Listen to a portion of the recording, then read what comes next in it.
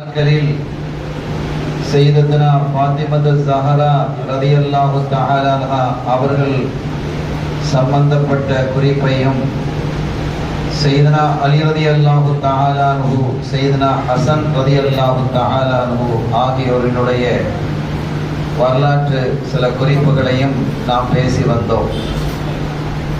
அந்த வகையிலே இன்றைய தினம் சையதுனா ஹுசைன் ரலியல்லாஹு தஆலா அன்ஹு அவர்களினுடைய சிறப்பு, சில அந்தஸ்து, அவர்களுடைய நிகழ்வு, ஸல்லல்லாஹு அலைஹி வஸல்லம் அவர்கள் எந்த அளவிற்கு சையதுனா ஹுசைன் ரலியல்லாஹு தஆலா அன்ஹு அவர்களை நேசித்தார்கள் என்பது குறித்த ஒரு சில வார்த்தைகளை நான் குறிப்பிட்டு விட்டு இன்ஷா அல்லாஹ் கர்பலா நிகழ்ச்சிக்கு நாம் செல்வோம். அருமையான பெருமக்களே, ஒரு முறை கண்மணி நாயகம் ஸல்லல்லாஹு அலைஹி வஸல்லம் அவர்கள் தொழுது கொண்டிருக்கும் பொழுது அவர்கள் அத்தஹியாத்தில், அதாவது நடு அத்தஹியாத்தில், முதல் அத்தஹியாத்தில் அமர்ந்திருக்கிறார்கள். அப்போது ஹசன் ஹுசைன் ரலியல்லாஹு தஆலா அன்ஹுமா இரண்டு பேரும் வந்து ஆளுக்கு ஒரு தோல்ல ஏறி உட்கார்ந்துக்கிட்டாங்க. அவர்கள் ஒரு தோளிலையும் இவர்கள் ஒரு தோளிலையும் ஏறி அமர்ந்து கொண்டார்கள். ஸல்லல்லாஹு அலைஹி வஸல்லம் அவர்கள் தடுக்கவில்லை.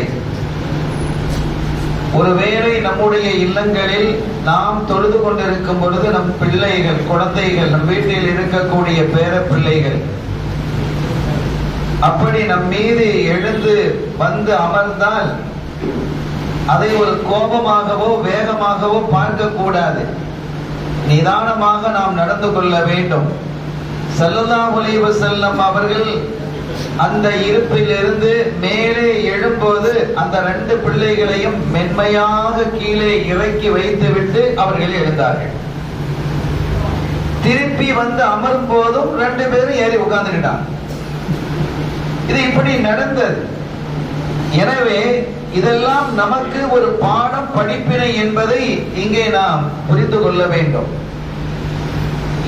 கண்மணி ஸல்லல்லாஹு அலைஹி வஸல்லம் அவர்கள் ஃபாத்திமா நாயகி வீட்டுக்கு வராங்க. அப்படி வரும்பொழுது ஹுசைன் ரலியல்லாஹு தஆலா அன்ஹு அவர்கள் தன்னுடைய பாட்டனாரிடம் வந்து எனக்கு பசிக்குது அப்படின்னு சொல்றாங்க. பிள்ளைகள் பசிக்குதுன்னு சொன்னா தாத்தாமார்களுக்கு பொறுக்காது. பெத்த பிள்ளை சொன்னாலும் பொறுத்துவாங்க, பேர பிள்ளைகள் சொன்னா பொறுக்க மாட்டாங்க. ஸல்லல்லாஹு அலைஹி வஸல்லம் யார் சொன்னாலும் பொறுக்க மாட்டாங்க. அதுவும் இந்த பேர பிள்ளைகள் சொன்ன போது அவங்க பொறுக்க முடியாமல் சட்டு அங்க ஒரு ஆடு நின்றுது, அவங்க வீட்டுல உள்ள ஆடு. அந்த ஆட்டுல பாலை கறந்தாங்க. ஹசன் ரலியல்லாஹு தஆலா வந்து நின்னுட்டாங்க. அவங்களும் வந்து நிக்கிறாங்க. அப்போது இவர்கள் என்ன செய்தார்கள்? கறந்த பாலை முதலாவதாக யாருக்கு கொடுக்கிறாங்கன்னா ஹுசைன் ரலியல்லாஹு தஆலாவுக்கு கொடுக்கிறாங்க. அதற்கு பிறகு ஹசன் ரலியல்லாஹு தஆலா கொடுக்கிறார்.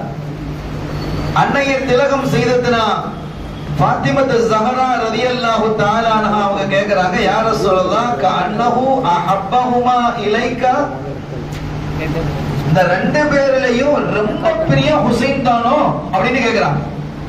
ஏன்னா ஹுசைன் ரலியல்லாஹு அவங்களுக்கு தான் முதல்ல கொடுக்கப்படுது. இப்ப ரெண்டு பேர பிள்ளை இருக்கிறாங்க. ரெண்டு பேர பிள்ளைய வந்துகிட்டு இப்ப ஒரு ஆளை தான் எனக்கு தூக்க முடியும்னு வைங்களேன். ஒரு ஆளை நம்ம தூக்கணும், ரெண்டு என்ன தூக்குறதுன்னு சொல்லுது. யாரை தூக்குறது?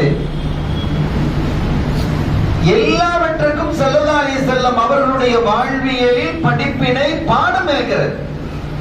இப்ப ரெண்டு பிள்ளை வந்து கேக்குது, ரெண்டு குழந்தை என்ன செய்யுது? என்ன தூக்குங்க அப்பா, தாத்தா என்ன தூக்குங்க அப்படின்னு கேட்டா நீங்க யாரை தூக்குவீங்க?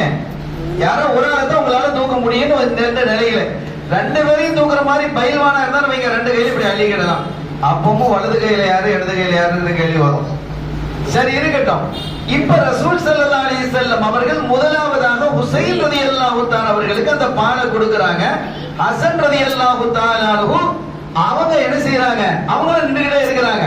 ஃபாத்திமா நாயகி கேக்குறாங்க, ரெண்டு பேர்லயும் ரொம்ப பிரியம், ரெண்டு பிரியம் தான். அந்த ரெண்டு பேர்ல யார் அதிக பிரியம்? ஹுசைனோ அப்படின்னு கேட்கும் பொழுது, இல்ல அப்படிலாம் இல்லம்மா, முதலாவதாக பசிக்குதுன்னு கேட்டது ஹுசைன் தான் ரலியல்லாஹு தஆலா. இந்த பாடத்தை படிக்கணும். நாம ஒரு சின்ன விஷயமாக இருந்தாலும் அதிலே பிறந்து விடக்கூடாது என்பதில் இந்த சமூகம் சரியாக இருக்க வேண்டும் என்பதில் கண்ணும் கருத்துமாக இருந்தவர்கள் ஹாத்தமுர் ரசூல் முஹம்மது ரசூலுல்லாஹி ஸல்லல்லாஹு அலைஹி வஸல்லம் அவர்கள் என்பதை நாம் புரிந்து கொள்ள வேண்டும். அருமையான பெருமக்களே, ஆக இப்படிப்பட்ட இந்த இருவரையுமே செய்தா உமர் இப்னு கத்தாப் ரலியல்லாஹு தஆலா அன்ஹு அவர்கள் சங்கைப்படுத்தக்கூடியவர்களா இருந்தாங்க. அவர்களினுடைய ஆட்சி காலத்திலே யமனில் இருந்து நிறைய பொருள்கள் வந்தது, ஆடைகள், நிறைய ஆடை வந்தது, உடைகள் வருகிறது. அது எல்லாருக்கும் என்ன செஞ்சாங்க, கொடுத்தாங்க. யார்? உமர் ரலியல்லாஹு அன்ஹு கொடுத்தாங்க. இந்த ரெண்டு பேருக்கு மட்டும் கொடுக்கல. அருள் பைத்துல சேர்ந்த இந்த ரசூலுல்லாஹி குடும்பத்தை சேர்ந்த எல்லாருக்கும் கொடுக்கறாங்க, மற்றவங்களுக்கு கொடுக்கறாங்க, மதீனால உள்ளவங்க கொடுக்கறாங்க. இந்த ஹசன் ஹுசைன் ரலியல்லாஹு தஆலா அன்ஹு அந்த ரெண்டு பேருக்கும் கொடுக்க இல்லை. அப்போ ஒரு சஹாபி வந்து கேட்கறாங்க, அமீருல் முஃமினீன் எல்லாருக்கும் கொடுத்தீங்களே, இந்த பிள்ளைகளை விட்டுட்டீங்களே அப்படின்னு சொல்லும் பொழுது, நான் தெரிஞ்சதா விட்டேன். ஏன்னா இதை கொடுக்கறா கொடுக்கலாம், அது ஷரீஅத்துல ஒண்ணும் தடை இல்லை. ஆனா இந்த பிள்ளைகளுக்கான குவாலிட்டி அந்த துணியில இல்லை. அதனால அந்த கவர்னருக்கு நான் சொல்லி இருக்கிறேன், இதை விட சிறந்த நல்ல துணியை நீங்க அனுப்புங்கன்னு சொல்லி இருக்கிறேன். உமர் ரலியல்லாஹு தஆலா அன்ஹு அவர்கள் அந்த பிள்ளைகளை எந்த அளவுக்கு நேசிச்சிருக்கிறாங்கன்னு பாருங்க. ரசூலுல்லாஹ் நேசித்தால் நாம் நேசிக்கிறது கடமை. எனவேதான் அந்த குவாலிட்டி இல்ல, அந்த துணி நல்ல துணிதான், ஆனாலும் இந்த பிள்ளைகளுக்கான ஒரு தகுதியான துணி இல்லை, நல்ல குவாலிட்டியான துணியை அனுப்பி வைக்குமாறு நான் என்ன செய்திருக்கிறேன், யமனிலே இருக்கக்கூடிய கவர்னருக்கு கடிதம் எழுதியிருக்கிறேன் உமர் ரலியல்லாஹு தஆலா. அப்ப நாம புரிந்து கொள்ளணும், இந்த குடும்பத்தை நாம எந்த அளவுக்கு நேசிக்க வேண்டும் என்பதை நாம் புரிந்து கொள்ள வேண்டும். சையதுனா அம்ர் இப்னு ஆஸ் ரலியல்லாஹு தஆலா ஒரு பெரிய மதியோகி, ரொம்ப பெரிய கெட்டிக்கார சஹாபி, ரொம்ப பெரிய திறமையாளர், அறிவார்ந்தவர்கள். அவங்கள பத்தி தனியா செய்திகள் நிறைய இருக்கு. அவங்க ஒரு நாள் காபாவுக்குடைய அடியில உட்கார்ந்து இருக்கிறாங்க. காபாவுக்கு அதில் அப்படியே சாஞ்சிட்டு காபா உட்கார்ந்துட்டு இருக்கிறாங்க. அப்ப அந்த நேரத்துல ஹுசைன் ரலியல்லாஹு அன்ஹு அங்க இருந்து வராங்க. வகால ஹாதா அஹப்பு அஹ்லில் அர்தி இலா அஹ்லி ஸமா. இதோ வரக்கூடிய ஹுசைன் ரலியல்லாஹு தஆலா அன்ஹு அவர்கள் இந்த பூமியிலே உள்ளவர்களிலேயே ரொம்ப விருப்பமானவர்கள் வானத்தில் உள்ளவர்களுக்கு, மலக்குமார்களுக்கு. மலக்குமார்களுக்கு இந்த இன்றைய காலத்தில் இந்த பூமியிலே இருக்கக்கூடியவர்களில் ரொம்ப ரொம்ப பிரியமானவர்கள் யாருக்கு? மலக்குமார்களுக்கு பிரியமானவர்கள் நம்பர் 1 ஹுசைன் ரலியல்லாஹு தஆலா என்று அவர்கள் சொன்னார்கள். அலி ரலியல்லாஹு தஆலா அவர்கள் தன்னுடைய 2 பிள்ளைகளை பற்றியும் சொல்லும் பொழுது, அல் ஹஸனு அஷ்பஹு பி ரசூலில்லாஹி ஸல்லல்லாஹு அலைஹி வஸல்லம் மா பைன ஸத்ரி இலா ராஸ். ஹஸன் ரலியல்லாஹு தஆலா ஸல்லல்லாஹு அலைஹி வஸல்லம் அவருடைய தலையிலிருந்து நெஞ்சு வரை உண்டான சாடையில் அந்த அமைப்புல ஹஸன் இருக்கிறாங்க ரலியல்லாஹு தஆலா. நெஞ்சிலிருந்து பாதம் வரை ஸல்லல்லாஹு அலைஹி வஸல்லம் அவருடைய அந்த அமைப்பில ஹுசைன் ரலியல்லாஹு அன்ஹு இருக்கிறாங்க. யார் சொல்றாங்க? அத்தாவே சொல்றாங்க, அலி ரலியல்லாஹு அன்ஹு சொல்றாங்க. தலையிலிருந்து நெஞ்சு வரை ஸல்லல்லாஹு அலைஹி வஸல்லம் அவர்களுடைய தோற்றத்தில் ஹஸன் ரலியல்லாஹு அன்ஹு அவர்களும், நெஞ்சிலிருந்து பாதம் வரை சையதுனா ஹுசைன் ரலியல்லாஹு தஆலா அன்ஹு அவர்களும் ஸல்லல்லாஹு அலைஹி வஸல்லம் அவர்களுடைய சாடையிலே இருக்கிறார்கள் என்று குறிப்பிட்டார். இப்படிப்பட்ட ஒரு அற்புதமான ஒரு குடும்பத்தாரை பற்றி பேச வாய்ப்பு கிடைக்கிறது என்பதே அல்லாஹ் நமக்கு வழங்கி இருக்கக்கூடிய பெரிய நசீபு, பாக்கியம்.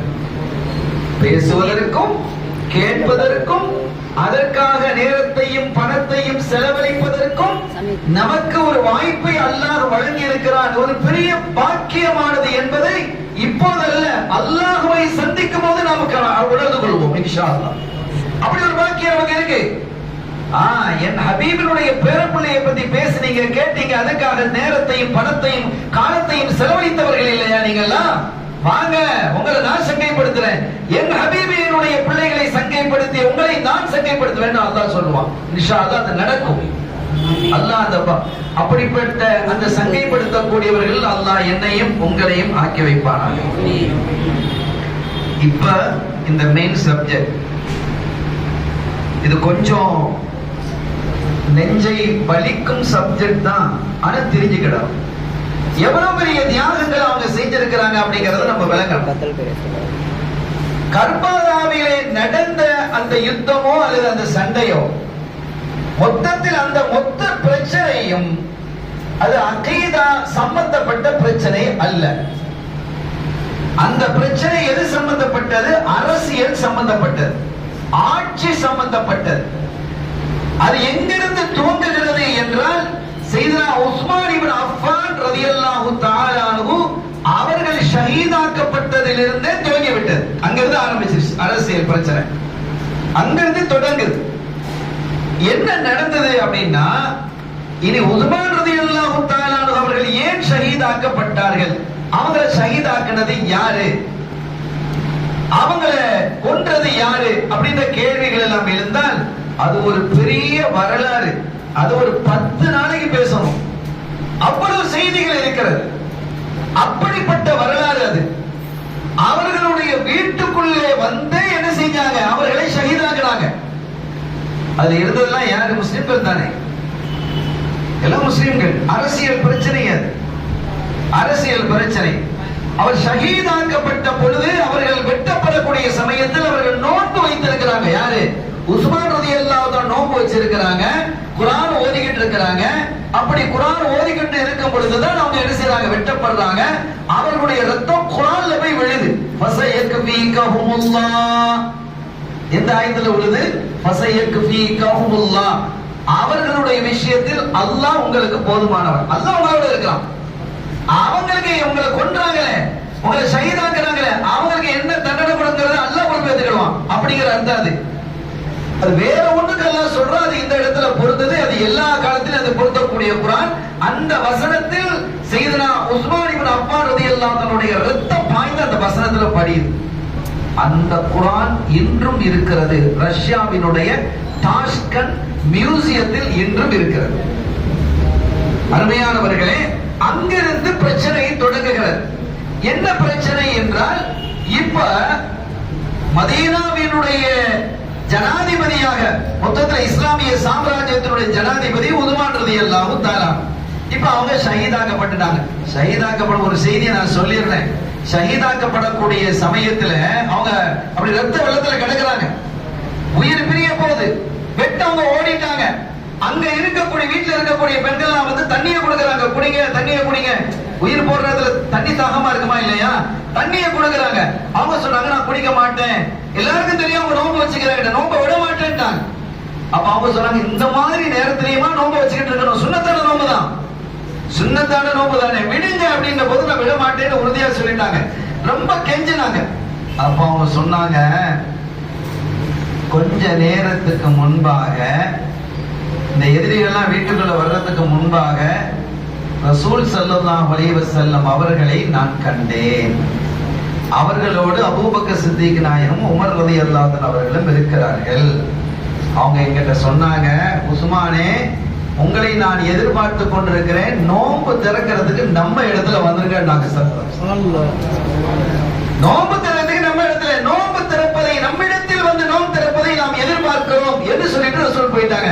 அதனால அதெல்லாம் ஆனா நான் ரசூலுல்லாஹ்ட்ட போய் நோன்பு திறந்துக்கிறேன்டா.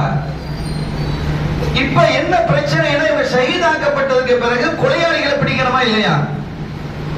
கொலையாளிகளை பிடிக்கணும். இஸ்லாமிய தலைநகராக மதீனா ஷரீப் இருக்குது. அபூபக்கர் சித்திக் ரலியல்லாஹு அன்ஹு, உமர் ரலியல்லாஹு அன்ஹு, உஸ்மான் ரலியல்லாஹு அன்ஹு எல்லாம் ஆண்ட இடம் வந்து மதீனா ஷரீப் தான். ஆனா பல இடங்கள்ல கைப்பற்றப்பட்டது. சிரியா கைப்பற்றப்பட்டிருக்கிறது, ஈரான், ஈராக் அந்த பகுதிகள் எல்லாம் பல இடங்கள் கைப்பற்றப்பட்டிருக்கிறது. சைப்ரஸ் அந்த பகுதி கைப்பற்றப்பட்டிருக்கிறது.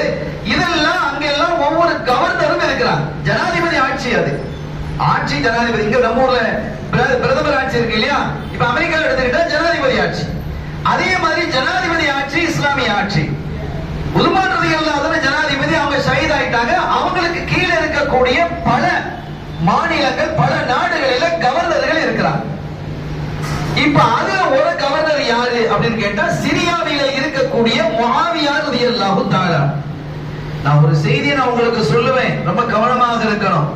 முஆவியா ரலியல்லாஹு தஆலா யாரு? ஒரு சஹாபி, ஒரு சஹாபி.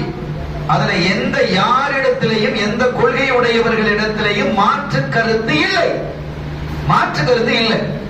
ஆனா அலி ரலியல்லாஹு தஆலா அவர்களுக்கும் முஆவியா ரலியல்லாஹு தஆலா அவர்களுக்கும் இடையிலே அரசியல் பிரச்சனை உருவானது. பொலிட்டிக்கல் ப்ராப்ளம்ஸ் அப்படி உருவாகி சண்டைகளும் நடந்தது. இதனால் சில பேர் என்ன செய்யறாங்க, முஆவியா ரலியல்லாஹு தஆலா அவர்களை ஏசுவாங்க, திட்டுவாங்க. ஆனால் ஸல்லல்லாஹு அலைஹி வஸல்லம் கண்டிக்கிறாங்க, லா தசுப்பு அஸ்ஹாபி, என் தோழர்கள் யாரையும் ஏசக்கூடாது, என் தோழர்களை யாரையும் நீங்கள் என்ன செய்யாதீர்கள், ஏசாதீர்கள். ரசூலுல்லாஹ் கண்டிக்கிறாங்க. அப்ப அதை பயப்படமா, அவன் ஏச சொல்றான் இவன் ஏச சொல்றான், நம்ம ஏசுறதா? இது ரொம்ப கவனமாக இருக்கணும். என் தோழர்களில் யாரையும் நீங்கள் ஏசக்கூடாது சொல்லிட்டு சொன்னாங்க, வல்லதி நஃப்ஸி பியதிஹி, என்னுடைய ஆத்மா யாருடைய கையில இருக்கிறதோ, லவ் அன்ன அஹதுக்கும் அன்ஃபக மிஸ்ல உஹுதின்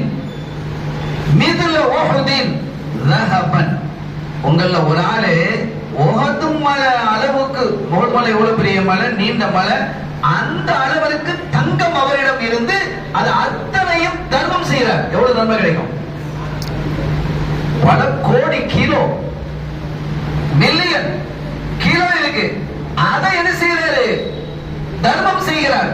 அப்படி தர்மம் செய்தாலும் மா அத்ரக்க முத்த அஹதின் வலா நஸீபஹு, என் தோழர்கள் செய்திருக்கக்கூடிய தர்மத்தினுடைய ஒரு பிடி அளவுக்கு சமமாக மாட்டீங்க. என் தோழர்கள் சாதாரண நினைச்சுக்கிட்டீங்களா? இன்னொரு கட்டத்துல அல்லாஹ் சொல்றான், நான் எல்லா தோழர்களையும் நான் பொருந்திக் கொண்டேன், ரலியல்லாஹு அன்ஹும் வ ரது அன்ஹு, அல்லாஹ்வை அவர்கள் பொருந்திக் கொண்டார்கள், நான் அவர்களை பொருந்திக் கொண்டேன். இந்த மாதிரி விஷயங்கள்லாம் அல்லாஹ்ட்ட விட்டுறணும். நாம என்ன செய்யக்கூடாது? சஹாபிகள் எந்த சஹாபியையும் விமர்சிக்க கூடாது என்பது அல்லாஹ்வினுடைய கட்டளை, அவருடைய ரசூலினுடைய கட்டளை. விமர்சிப்பதுதான் சுன்னத்துல் வல் ஜமாத்துடைய கொள்கை என்றால் அது சுன்னத்துல் வல் ஜமாத்துடைய கொள்கை அல்ல, அது ஷியாவினுடைய கொள்கை. ஷியாக்கள் தான் இப்படி செய்து வைத்திருக்கிறார்கள். பல ஹதீதுகள் மாதிரி எழுதி அப்படி இப்படி என்று எழுதி அவங்க என்ன செஞ்சிட்டாங்க, நாங்க அஹ்லுல் பைத்துகளை சங்கைப்படுத்துகிறோம் என்று சொல்லிக் கொண்டு பிற சஹாபிகளை இழிவுபடுத்திட்டாங்க. உங்களுக்கு ஒண்ணு தெரியுமா? சரி, அபூபக்கர் சித்திக் ரலியல்லாஹு தஆலா சஹாபிகள்ல உன்னதமானவங்க யாரு? அபூபக்கர் சித்திக் ரலியல்லாஹு தஆலா. அதுல ஏதாவது கருத்து வேறுபாடு இருக்கா? இல்ல. எல்லா இமாம்களிலும், எல்லா தரீகா ஷேഖுகளிலும், எல்லா சூஃபிகளிடத்திலேயும், எல்லா ஆஷிகீன்களிடத்திலேயும் இந்த உம்மத்திலேயே நம்பர் 1 அபூபக்கர் சித்திக் ரலியல்லாஹு தஆலா அவர்கள் தான். எல்லா இமாம்களும் ஒத்துக்கிட்டாங்க. ஒரு இமாம் மாறுபடல, ஒரு இமாம் மாறுபடவில்லை. அப்படிப்பட்ட ஒரு அந்தஸ்தில் மிக்க உயர்ந்தவராக இருக்கக்கூடிய சையதுனா அபூபக்கர் சித்திக் ரலியல்லாஹு தஆலா அவர்களை இந்த ஷியாக்களினுடைய பெரும்பகுதியினர் முஸ்லிமாக கூட பார்க்கல. நான் அந்த வார்த்தைகள்லாம் சொல்றது கஷ்டமா இருக்கு, நான் சொல்லல, நீங்க புரிஞ்சுக்கிடணும். அந்த அஹ்லுல் பைத் நாங்க கண்ணியப்படுத்துறோம் அப்படிங்கிற ஒரு ஸ்டைல்ல மற்ற சஹாபிகளை எல்லாம் அவங்க காஃபிராக்கி வச்சிருக்காங்க. நஊது பில்லாஹ். எவ்வளவு பெரிய பாவமானது! அல்லாஹ்விடத்தில் அவர்கள் எவ்வளவு பெரிய கொடிய வேதனைக்கு ஆளாகுவார்கள் என்பதை நாம் உணர்ந்து கொள்ளணும், நாம் கவனமாக இருக்கணும். இந்த எச்சரிக்கையை நான் சொல்லிக் கொள்கிறேன். நாம அபூ ஹனீஃபா இமாம், நம்ம இமாம் தானே, இமாமுல் ஆலம் அபூ ஹனீஃபா ரஹ்மத்துல்லாஹி அலைஹி அவங்க இடத்துல கேட்கப்படுகிறது, அலி ரலியல்லாஹு தஆலா அவர்கள் சிறந்தவர்களா, முஆவியா ரலியல்லாஹு தஆலா சிறந்தவர்களா? ரெண்டு பேருமே சஹாபி தான். அப்ப இமாமுல் ஆலம் கேக்குறாங்க, இந்த கேள்வியை அல்லாஹ் என்கிட்ட கேட்க மாட்டான், என்கிட்ட கேட்பானா? இந்த கேள்வி அல்லாஹ் என்கிட்ட கேட்பானா? அல்லாஹ் என்கிட்ட கேட்காத கேள்விக்கு நான் ஏன் பதில் சொல்லணும்? தேவையில்லாத விஷயத்தில் நான் தலையிட மாட்டேன், மூக்கை நுழைக்க மாட்டேன் என்று இமாமுல் ஆலம் அபூ ஹனீஃபா ரஹ்மத்துல்லாஹி அலைஹி அவர்கள் குறிப்பிடுகிறார்கள். சூஃபிகளினுடைய மிகப்பெரிய உச்சத்தில் இருக்கக்கூடிய அப்துல்லாஹ் இப்னு முபாரக் ரலியல்லாஹு தஆலா அவர்களிடத்தில் ஒரு கேள்வி கேட்கப்படுகிறது. நான் உங்களை தயார்படுத்துற அந்த செய்திக்குள்ளே நுழைகிறதுக்கு முன்பாக கேட்கும் உங்களை நான் என்ன செய்கிறேன்? சரியான நிலையில் தயார்படுத்துகிறேன்.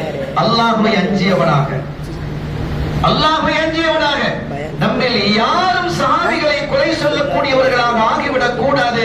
கண்மணி நாயகம் ஸல்லல்லாஹு அலைஹி வஸல்லம் அவர்களுடைய சொல்லுக்கு கட்டுப்பட்டு நாம் நடக்க வேண்டும், நம்முடைய எண்ணங்களை ஆக்கிக் கொள்ள வேண்டும் என்ற ஒரே நோக்கத்தை தவிர வேறு எதுவும் கிடையாது. அவங்க சொல்லிட்டாங்க, அப்ப அப்துல்லா இப்னு முபாரக் ரலியல்லாஹு பெரிய பெரிய முஹத்திஸ், பெரிய சூஃபி, அவர்களிடத்தில் ஒரு கேள்வி கேட்கப்படுகிறது. அப்துல்லா இப்னு Mubarak Muawiya சிறந்தவங்களா, Umar ibn Abdul Azeez ரலியல்லாஹு தஆலா சிறந்தவங்களா? உமர் இப்னு அப்துல் அசீஸ் யாரு ரலியல்லாஹு தஆலா அன்ஹு? சஹாபி இல்ல. நேத்து நாம சொன்னோம், அவங்கள பத்தி பேசணும். ஒரு அற்புதமான ஒரு ஜனாதிபதி, 4 கலீஃபாக்கள் என்று சொல்லக்கூடிய இடத்தில் 5வது குலஃபாவுர் ராஷிதீன்கள் ஒரு ஆளுன்னு சொன்னா உமர் இப்னு அப்துல் அசீஸ் நம்ம பேசணும், வந்தவர்களுக்கு தெரியும். அப்படிப்பட்ட ஒரு அற்புதமான மாமேதை, அற்புதமான பேரறிஞர், ஒரு உச்சத்தில் இருக்கக்கூடிய சாலிஹான மனிதர் உமர் இப்னு அப்துல் அசீஸ் ரலியல்லாஹு அன்ஹு. வரலாறு படிச்சா ரொம்ப ஆச்சரியமா இருக்கும், என்ன பக்குவம், என்ன பேணுதல். அப்படிப்பட்ட உமர் இப்னு அப்துல் அசீஸ் ரலியல்லாஹு தஆலா சிறந்த ஆட்சியை இந்த உலகத்திலே வழங்கியவர்கள். உமர் ரலியல்லாஹு தஆலாவுடைய ஆட்சி மாதிரி ஆட்சியை வழங்கினவங்க.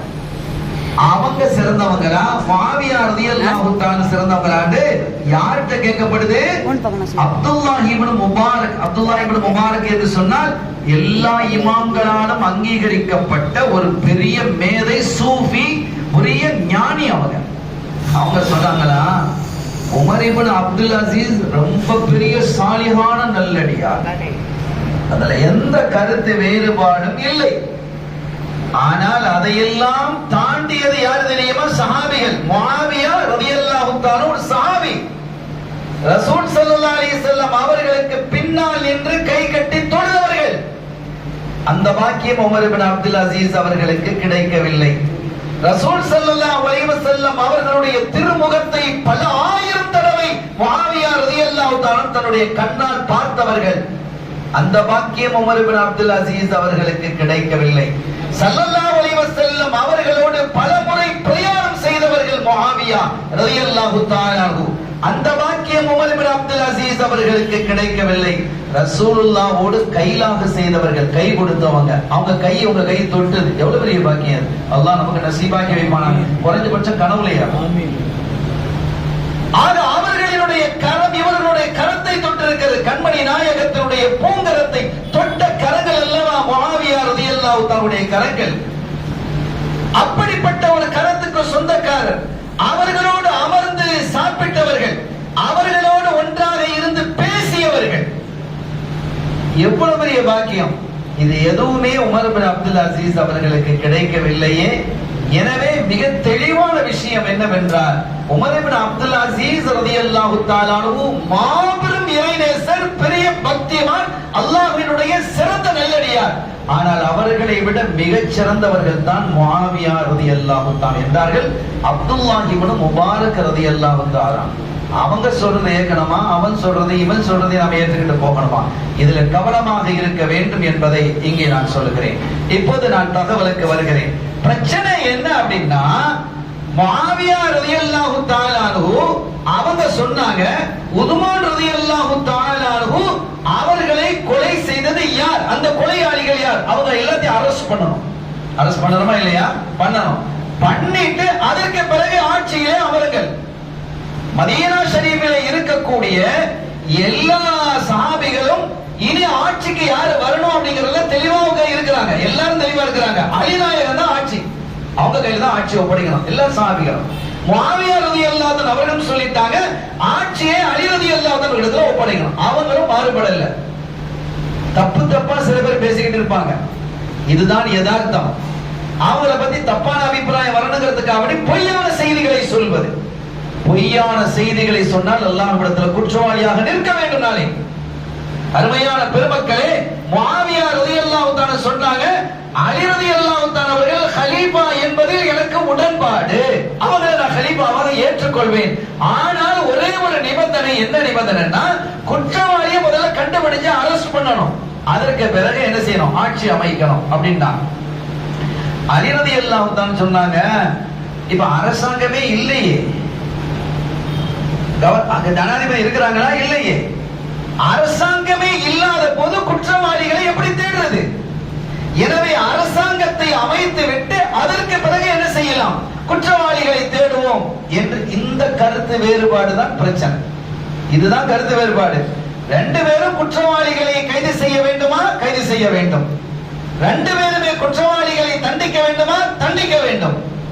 ஒண்ணு தெரியுமா, அலி ரலியல்லாஹு தஆலா அன்ஹு அவர்கள் மதீனா ஷரீஃப்ல இருக்கும் போதுதான் எதிரிகள் எல்லாம் வந்து உஸ்மான் ரலியல்லாஹு தஆலா அவர்களை வீட்டை முற்றுகையிட்டு ஹவுஸ் அரெஸ்ட் பண்ணி வச்சாங்க.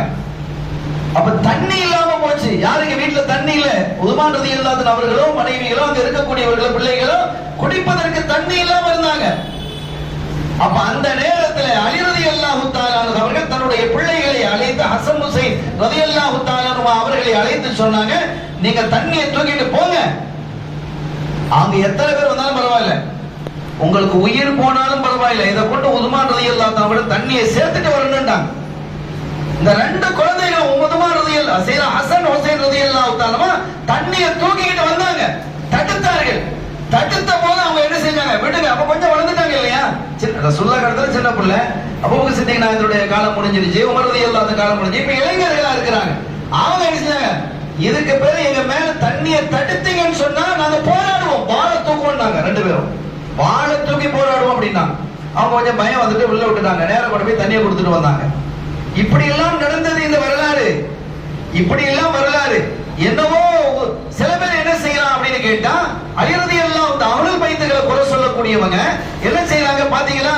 அலி ரலியல்லாஹு தஆலா அந்த குற்றவாளியை கண்டுபிடிக்க இல்ல அப்படின்னு என்ன செய்யறது? அலி ரலியல்லாஹு தஆலா மேல குற்றம் சுமத்துவது இல்லை.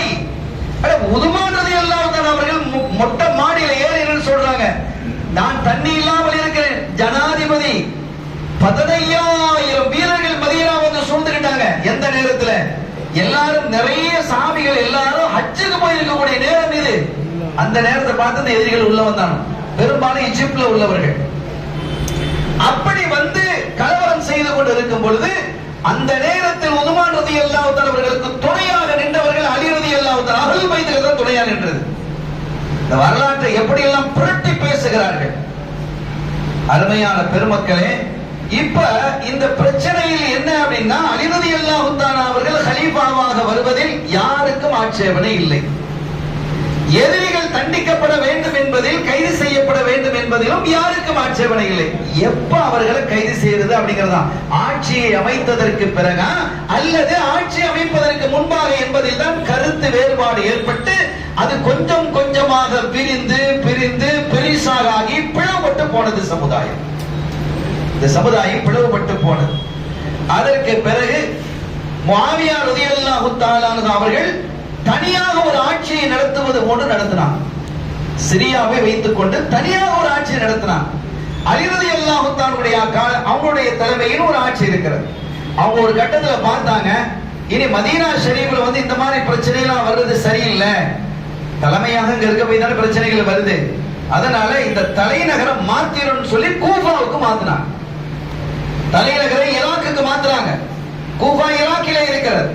கூஃபாவிலே வந்து ஆட்சி என்ன செய்றாங்க? அங்க ஆட்சியை கொண்டு போயிட்டாங்க. காரணம், மதீனத்துர் ரசூல் ஸல்லல்லாஹு அலைஹி வஸல்லம் அவர்களுடைய பட்டணத்தில் இனிமேல் ரத்தம் சிந்தப்படக்கூடாது, கலவரம் நடக்கக்கூடாது என்ற உயர்ந்த சிந்தனையிலே அலி ரலியல்லாஹு தஆலா அவர்கள் அந்த சிட்டியத்துக்கு எங்க கொண்டு போனாங்க? இனி தலைநகர் இங்க இருந்தா இனி வம்பு வழக்கு பிரச்சனை, இந்த புனித மண்ணிலே ரத்தம் சிந்துவது இதெல்லாம் இருக்கக்கூடாது என்ற கண்ணியமாக கருதி அங்க கொண்டு போனாங்க. சில பேர் என்ன சொல்றாங்க பாருங்க, அபூபக்கர் சித்திக் நாயகம், உமர் ரலியல்லாஹு தஆலா, உஸ்மான் ரலியல்லாஹு தஆலா ரசூலுல்லாஹ் ஆட்சி செய்த அந்த இடத்தை விட்டுட்டு அலி ரலியல்லாஹு தஆலா என்ன செஞ்சிட்டாங்க? தலைநகரை மாத்திட்டாங்க. அட ஏன் மாத்தினாங்கன்னு பார்க்க வேணாமா? நோக்கம் என்னன்னு தெரிய வேணாமா? ரசூல் ஸல்லல்லாஹு அலைஹி வஸல்லம் என்ன சொல்றாங்க? இன்னமல் அமாலு பின்னியாத், செயல்கள் அனைத்தும் எண்ணங்களை அடிப்படையாக கொண்டு. எவ்வளவு பெரிய பரிசுத்தத்தோடு, பரிசுத்தமான எண்ணத்தோடு சையதுனா அலி கர்ரமல்லாஹு வஜ்ஹஹு ரலியல்லாஹு தஆலா அவர்கள் மதீனா ஷரீஃபில் இருந்து தலைநகரை கூஃபாவுக்கு மாத்தினாங்க. மதீனா இரத்தக்கரைப்படக்கூடாது என்பதற்காக. எவ்வளவு உயர்ந்த நோக்கம்! இந்த கொச்சைப்படுத்தி பேசுபவர்கள் பேசிட்டு தான் இருப்பான். அதுக்கிட்ட ஒரு கூட்டம் இருக்கும். அவனை என்னத்தை சொன்னாலும் அப்படிதான் இருப்பான். அல்லாஹ் நாடினா தான் அவன் கல்வில திருத்தத்தை கொடுத்த முடியும். அருமையானவர்களே, எனவே இப்போது இந்த பிரச்சனைகள் இப்படி இருக்க ஒரு காலகட்டத்திலே சில சண்டைகளும் முஸ்லிம்களுக்கு மத்தியிலே நடக்குது. சில்ஃபீன் யுத்தம், ஜமல் யுத்தம் அப்படிலாம் சில யுத்தங்கள்லாம் நடக்குது. ஒரு காலகட்டத்தில் சில எதிரிகள் என்ன செய்யறாங்க? ஒரு முடிவுக்கு வர்றாங்க. சில எதிரிகள், அது அந்த எதிரிகள் யாரு அப்படிங்கிற முஸ்லிம்கள் தான். அது முஸ்லிம்களும் இருக்கிறாங்க, முஸ்லிம்களுடைய முனாஃபிகளும் இருக்கிறாங்க, யூதர்களும் உள்ள வந்துட்டான். இதை பயன்படுத்திக் கொண்டு முஸ்லிம்களுடைய சக்தியை அழிக்க வேண்டும் என்பதற்காக இன்னைக்கு எவ்வளவு பெரிய சக்தி நடந்துகிட்டு இருக்கு நம்முடைய பிரிவினைகளால். எத்தனையோ சதி நாட்டங்கள் நடந்து கொண்டிருக்கிறது. அப்ப அந்த மாதிரி என்ன செஞ்சாங்கன்னு கேட்டா, இப்போ அவன் முஸ்லீம் மாதிரி நடிக்கிறது, முஸ்லீம் மாதிரி நடிக்கிறது. இந்த சமுதாயம் பிளவுபட்டு கிடக்கிறத கேட்கறதுக்கு நல்லா இருக்கிற மாதிரி இருக்கும். வஹாபிகள் சில விஷயங்களை பேசும்போது கேட்கறதுக்கு நல்லா இருக்கிற மாதிரி இருக்கும், ஆனா அவ்வளவு விஷயம் அதுல என்ன இருக்கு அப்படின்னா, அவன் சொல்றான், என்னப்பா பாரு சமுதாயம் இப்படி பிரிஞ்சு கிடக்குது. பேசுறது யாரு? முஸ்லீம் அல்ல, அவன் யூதன். முஸ்லீம் மாதிரி அவன் தன்னுடைய பேரை வச்சுக்கிட்டான், தாடியை வச்சுக்கிட்டான், நடிக்க செய்யறான், எல்லாம் தொழுற மாதிரி வந்து பள்ளிக்கு தொழுவான், எல்லாம் செய்வான். அவர்கள் எப்படி திட்டமிடுகிறார்கள் என்றால், இந்த சமுதாயம் பிரிந்தது யாரால்? நம்ம சமுதாயம். நீ முஸ்லீமா? ஆனா அவன் முஸ்லீமா நடிச்சுக்கிட்டு இருக்கிறான், எல்லாரும் நம்பிக்கிட்டு இருக்கிறான்.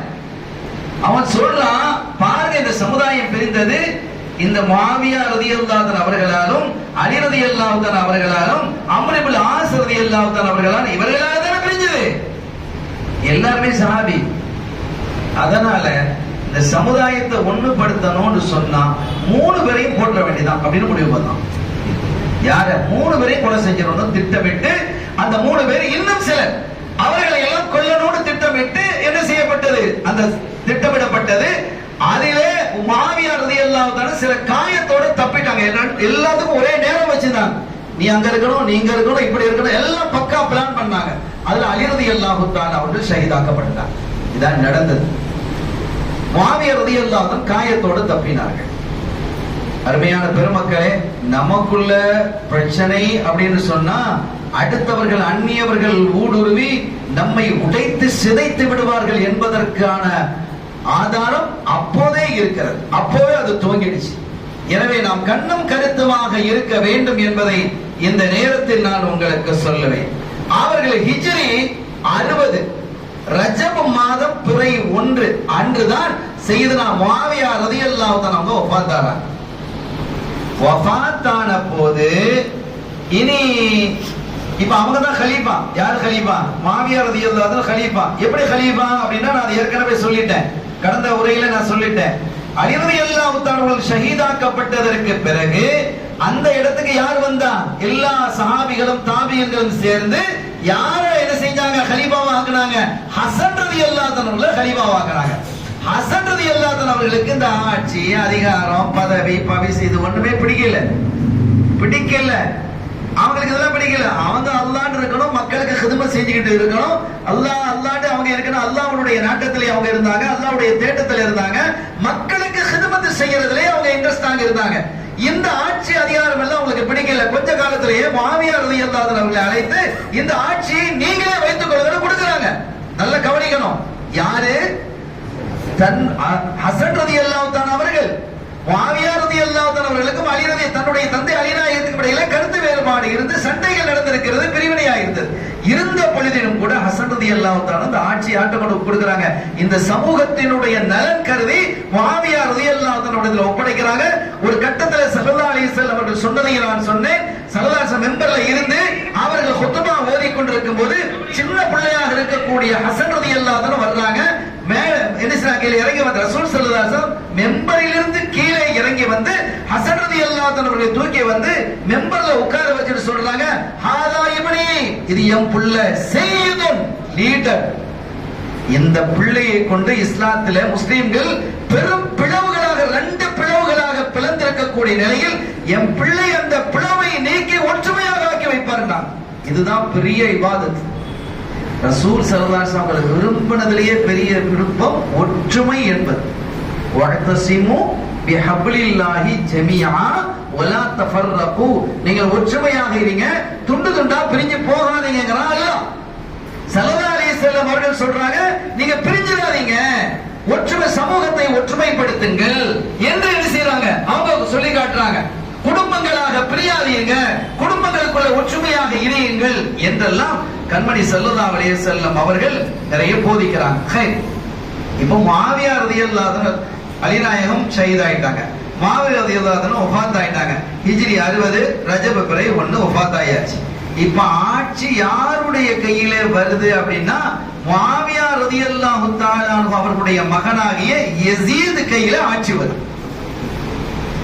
இந்த கையில யாருடைய கையில ஆட்சி வருது? யஸீதுடைய கையில ஆட்சி வருது. அந்த சமயத்தில் சஹாபிகள் இல்லையா? இருக்கிறாங்க. என்ன செஞ்சிருக்கணும்? சஹாபிகளினுடைய கையில ஆட்சியை கொடுத்திருக்கணுமா இல்லையா? இதான் நடந்த ஒரு பிழை. அந்த ஆட்சியை சஹாபிகளுடைய கையில கொண்டு வந்து மக்கள் கொடுத்திருக்கணும். ஆனால் அப்படி கொடுக்கவில்லை. யஸீதுடைய கையில என்ன செய்தது? ஆட்சி வருகிறது. அப்ப இதே முஆவியா ரலியல்லாஹு தஆலா அவர்கள் ஹயாத்தாக இருக்கும் பொழுது இவங்க தங்களுடைய முஆவியா ரலியல்லாஹு தஆலா அவர்களை ஏசக்கூடியவர்கள் ஒரு காரணத்தை சொல்றாங்க. ஒரு காரணத்தை சொன்னாங்க. ஏன் தெரியுமா முஆவியா ரலியல்லாஹு தஆலா அவர்களை ஏசுகிறோம் என்று சொல்லும்போது ஒரு காரணத்தை குறிப்பிடுறாங்க. ஹஜ்ரத் அபூபக்கர் சித்திக் ரலியல்லாஹு தஆலா அவர்கள் வஃபாத் ஆகும் சமயத்தில் எப்படி கலீஃபாவை தேர்வு செய்தாங்க? சையதுனா உமர் இப்னு கத்தாப் ரலியல்லாஹு தஆலா அவர்கள் கலீஃபாவாகும் போது அடுத்த கலீஃபாவாக எப்படி தேர்வு செய்யணும்னு சொன்னாங்க. அந்த முறையை முஆவியா ரலியல்லாஹு தஆலா பின்பற்றவில்லை. நடுநிலையோடு நாம் பேசுகிறோம். முஆவியா ரலியல்லாஹு தஆலா அந்த இதற்கு என்ன செய்யல? பின்பற்ற இல்லை. அதனால தான் நாங்க என்ன செய்யறோம்? பேசுறோம். அவங்க என்ன செய்தார்கள்? தன்னுடைய மகனுக்கே ஆட்சி அதிகாரத்தை கொடுத்தாங்க. அதனால தான் நாங்கள் ஏசுகிறோம், திட்டுகிறோம். அது சரி என்று நாம் சொல்ல மாட்டோம். ஒருபோதும் அது சரி அல்ல. அப்படி ஆட்சியை கொடுக்க முடியுமா? கொடுக்க முடியாது. அதற்காக ஒரு சஹாபியை திட்ட முடியுமா? திட்டாதேங்கிறாங்க ரசூல். அது உனக்கு தேவையில்லாத வேலைங்கிறாங்க. நீ ஏன் சஹாபிகளை யாரையும் ஏசக்கூடாதுங்கிறாங்க. இதுதான் நடுநிலை. இதுதான் சுன்னத்து வல் ஜமாஅத்தினுடைய கொள்கை. ஷியா கொள்கைக்கு நம்ம போக கூடாது. ஷியா கொள்கைக்கு போனன்னு சொன்னா அந்த ஷியா கொள்கை என்ன செய்யும்? எல்லா சஹாபிகளையும் ஏசுவான். ஏசிட்டு இவன் என்ன செய்வான்? நாங்க என்ன செய்வோம்? அஹ்லுல் பைத்துகளை தூக்கி பிடிக்கிற மாதிரி அவன் காட்டுவான். இதற்கு நேர் முரணான ஒரு கொள்கை இருக்கிறது வஹாபிசம். இந்த வஹாபிசம் என்ன செய்கிறது என்றால் முஆவியா ரலியல்லாஹு தஆலா அவர்களுடைய சில விஷயங்கள் எல்லாம் சரி என்று கண்டுவிட்டு அஹ்லுல் பைத்துகளை ஏசும். சுன்னத்துல் ஜமாஅத் மட்டும்தான் எந்த சஹாபியையும்